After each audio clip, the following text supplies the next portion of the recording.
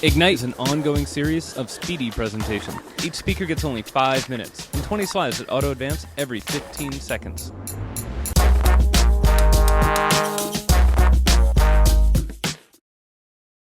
When does it start? Right now. So my name is Sunni Brown, and I actually wasn't going to talk about the Doodle Revolution because my research is preliminary. However, I got that email asking if I was foo enough, and then I was like, oh, is that a dare? And now I'm here. So I give you the Doodle Revolution. So, oh, hi. I'm a visual thinker. Well, don't look.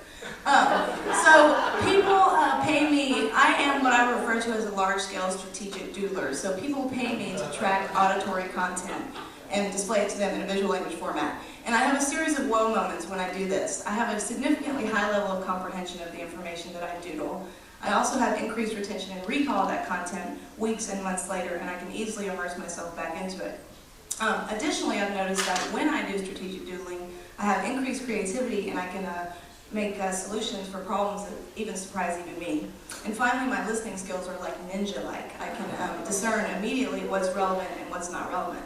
So I have these series of whoa moments, and simultaneously I notice that our society frowns on doodling in learning environments, in the boardroom, in the situation room, and in the classroom.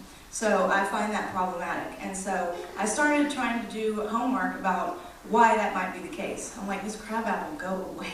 I'm ready for my next slide. Because there was a disparity between the reality of what I was experiencing as a doodler and the way that our society perceived doodling. So I started doing homework, and I discovered 5 interesting things.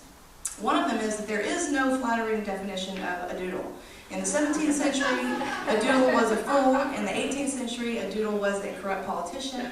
And in the modern day society, in the 1930s, we see the emergence of our verb to doodle, and it means to be lazy or waste time. So it's frowned upon. Additionally, there was this period of time when the ballpoint pen came into play and people had access to mass-produced pulp paper. So they actually were kind of like flipping around, just like, whee, look at these tools we have. But it wasn't necessarily meaningful at that period of time. And finally, in the 1930s, Freudianism was at its height, and people believed that you could actually psychoanalyze someone based on their doodles and dig into the recesses of their freaky psyches. And naturally, people have an aversion to that. And finally, this is Dave's image, and I want you to know that I want them to know. But people perceive, I think the physical gesture of doodling gives people the impression that you're not present, right? So whenever there's a speaker, not me, but if there were another speaker, they would think it was rude if you were not paying attention, right? This is an LBJ doodle. But also in our society, it really is. So we don't think that natural leaders actually doodle. We don't think it's appropriate. And the sentence, hi. But that's patently false. So these are Ronald Reagan's doodles. He calls Nancy his poo pants, which I think is hilarious. And anyway, and every president ever in recorded history has always been a doodler. Republicans are actually more prolific doodlers than Democrats, which I find interesting. So here's a better definition of doodle, which is that it's scribblings to help a person think. That definition came out in a 1936 movie called Mr. Deeds Goes to Town, and I think Mr. Deeds was. So what do we know about the doodle? We know that doodlers retain 30% more information than non-doodlers.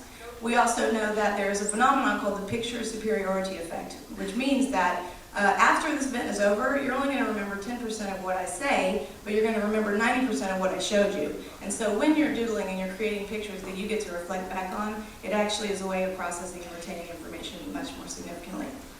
So the doodle's not a joke, okay? Get it?